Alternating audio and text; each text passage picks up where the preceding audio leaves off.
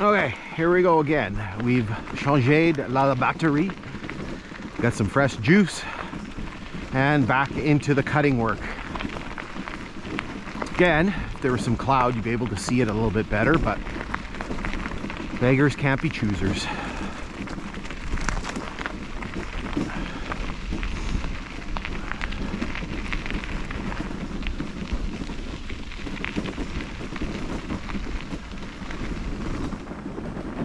Some more cutting work here. Again, some more blowdown.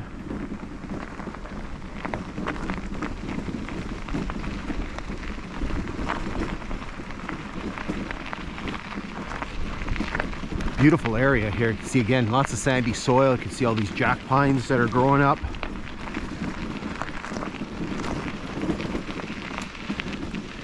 Okay, so this is the stretch that I was talking about here. We're going to come alongside the river. There's not very many trees, and you're going to get some really nice views of this very large river.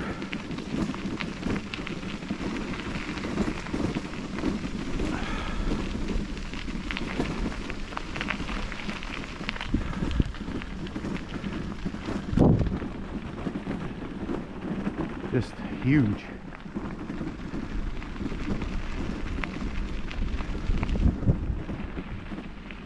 So it almost looks like here they built like a causeway through part of the, not necessarily part of the river, but part of the floodplain here.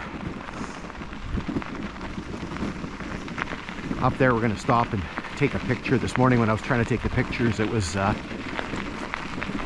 sun was giving us some really nasty shadows. Oh man, kind of bumpy through here.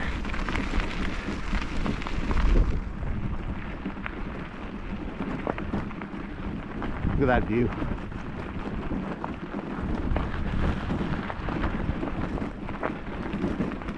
Oh.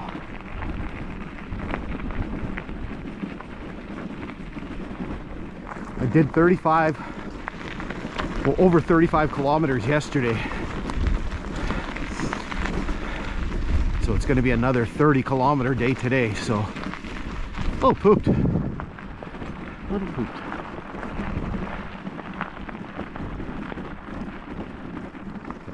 Pull up here. I'm going to take a picture. Oh, get my butt off the saddle for a minute here.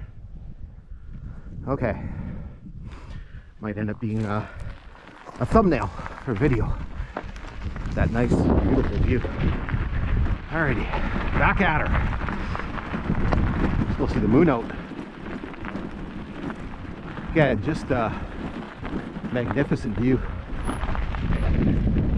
Look at that. So again, you can see the dryness. You can see part of the shoreline there. Again, just a huge river. I wonder if I can find it. Maybe I'll put it up on the screen. The length of the river. It is big, and I know it does flow for quite a distance.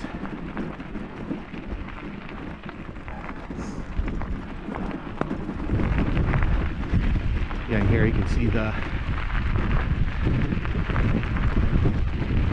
shoreline.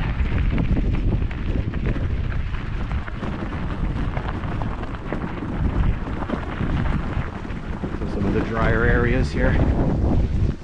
That breeze is nice. Hopefully it doesn't get too breezy.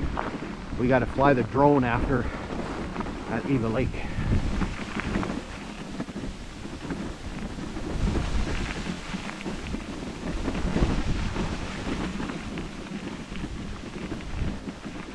Back into the trees here.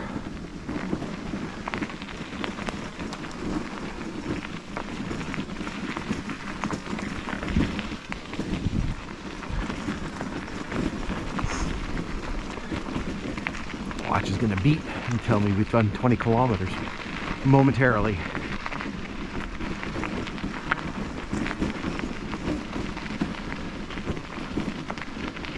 Lots of jack pines here.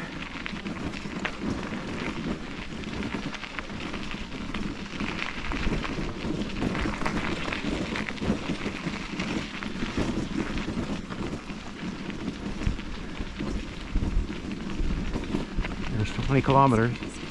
There's the ding. Average speed 5 kilometers per hour. I'm actually warm with two shirts on. I took my skull cap and my gloves off. When we get to the end, I'm gonna have to take my top layer off. It's starting to get warm here. Okay, let's zip you ahead a little bit here.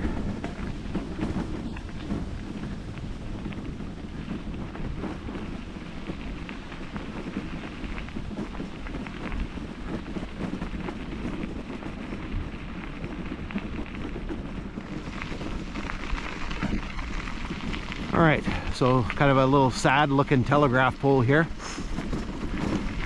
Again, beautiful view of the river.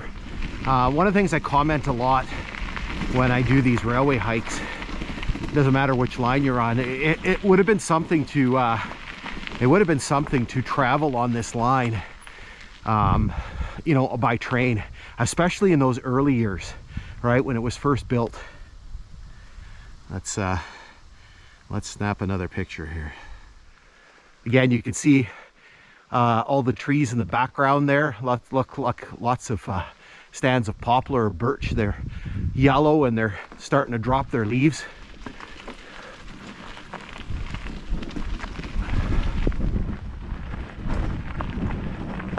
Unfortunately, we don't have a big variety of species of deciduous trees. You basically have, for the most part, birch and poplar, and then some smaller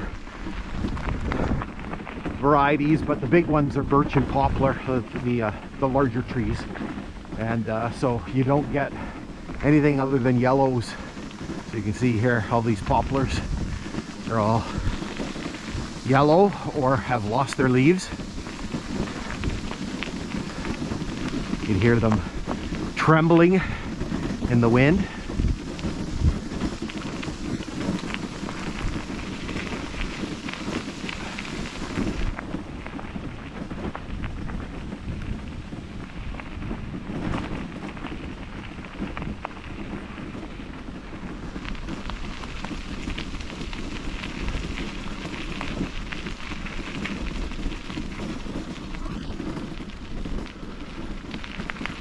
All right, so we're getting into an open area here, and you can see that there's a nice collection of telegraph poles. Maybe we'll stop and take another picture. Again, this morning when we passed through, they were all kind of shrouded in the shade, so it was really hard to see them. Oh, feels good to get your butt off the bike saddle. The time is 11:26 local time, which is central time, so 12:26 Eastern.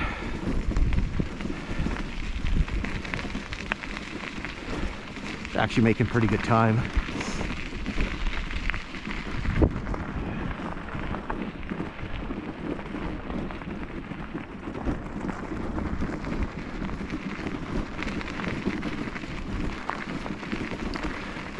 So I mentioned this yesterday. If anybody knows what does this to the telegraph poles, maybe I'll give you a zoomed in view.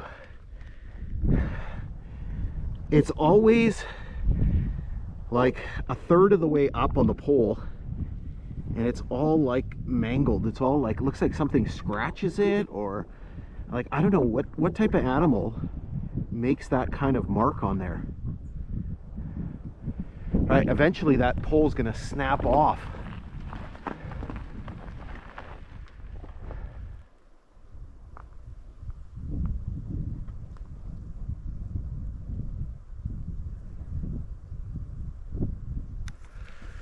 Okay, let's pause here for a second.